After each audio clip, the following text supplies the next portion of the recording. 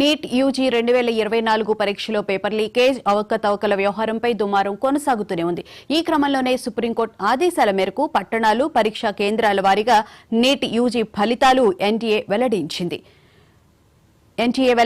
ఫలితాలను వెల్లడించేటప్పుడు విద్యార్థుల గుర్తింపు బహిర్గతం కాకుండా జాగ్రత్త పడింది. నీట్ యూజీ పరీక్షలో అవకతవకలు జరిగాయంటూ దాఖలైన 40కి పైగా పిటిషన్లపై ఇటీవల భారత ప్రధాన న్యాయమూర్తి జస్టిస్ డివై చంద్రచూడ్ నేతృత్వంలోని ధర్మాసనం విచారణ జరిపింది.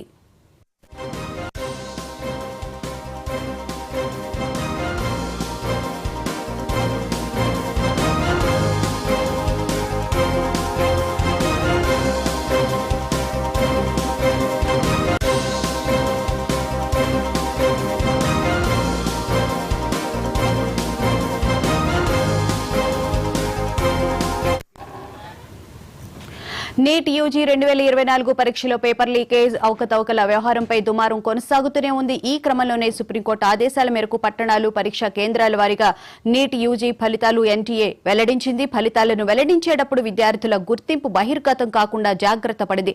నీట్ యూజీ పరీక్షలో అవకతవకలు జరిగాయంటూ దాఖలైన 40కి పైగా పిటిషన్లపై ఇటీవల భారత ప్రధాన న్యాయమూర్తి జస్టిస్ డివై చంద్రచూడ్ నేతృత్వంలోని ధర్మాసనం విచారణ జరిపింది. దీనికి సంబంధించిన పూర్తి వివరాలను మా ప్లానింగ్ ఎడిటర్ సురేష్ గారిని అడిగి తెలుసుకుని. సురేష్ గారు చెప్పండి, నీటి ఫలితాలు పట్టణాల వారీగా, సెంటర్స్ వారీగా విడుదల చేయడం జరిగింది. అప్డేట్ ఏంటి?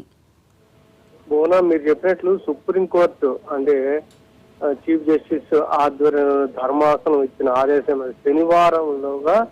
శనివారం నాటికి మొత్తం మీద అభ్యర్థులు విద్యార్థులు సెంటర్ వారీగా, తర్వాత పట్టణాల వారీగా మీరు ఫలితాలన్నీ వెల్లడించండి.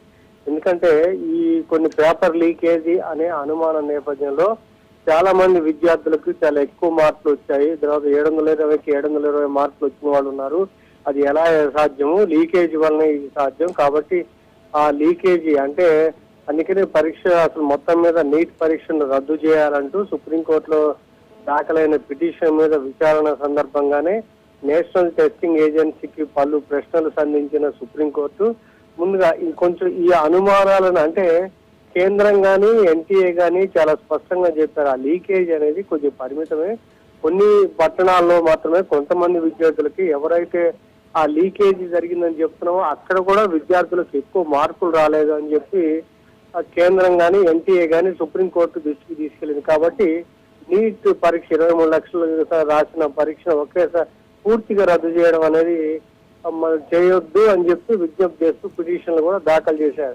సో ఈ నేపథ్యంలోనే విద్యార్థుల్లో నెలకొన్న అంటే ఒక భయాన్ని లేకపోతే ఆందోళనని దానికి ఇలాంటి వివరాలన్నీ కూడా అభ్యర్థులు సెంటర్ల వారీగా, విద్యార్థుల వారీగా, పట్టణాల వారీగా వివరాలను వెల్లడిస్తే కొంచెం అనుమానాల నివృత్తి అయ్యే అవకాశం ఉంటది అనే ఉద్దేశంతో సుప్రీంకోర్టు ఇచ్చిన ఆదేశం మేరకు ఇవాళ ఎన్టీఏ ఆ విద్యార్థుల వివరాలన్నీ కూడా తన వెబ్సైట్ లో ఉంచారు. ఆ వెబ్సైట్ లో వాళ్ళు అన్ని వివరాలు కూడా విద్యార్థులు చూసుకునే వెసులుబాటుని కల్పించారు. దీనివల్ల ఏంటంటే కొంచెం ఆ భయం అంటే ఎక్కువగా మార్కులు, ఎక్కువగా లీకేజీ ప్రభావం మొత్తం మీద అంతటా ఉంది కాబట్టి అందుకని రద్దు చేయాలనే డిమాండ్ ఉంది.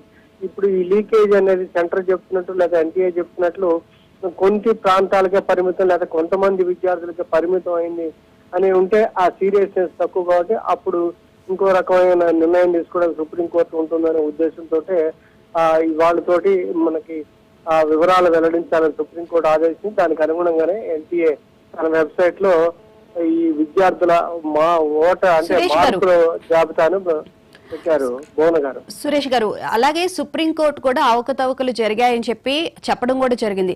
ఎలాంటి ఇన్ఫర్మేషన్ లేకుండా స్టూడెంట్స్ కి ఈ రోజు నీట్ ఫలితాలు అనేవి విడుదల చేశారు. దీన్ని మనం ఎలా అర్థం చేసుకోవచ్చు, ఎలా చూడొచ్చు అంటారు?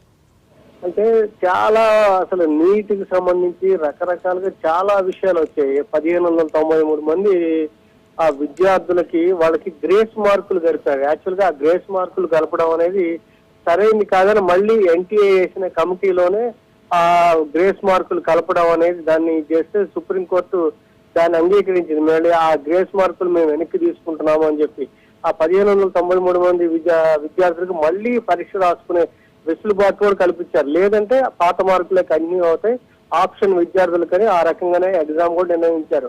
అదేవిధంగా లీకేజీ అనేది మాస్ పెద్ద స్థాయిలో ఉందని మీకు తెలుసు. దేశవ్యాప్తంగా కూడా ఆందోళన వ్యక్తం అవుతుంది.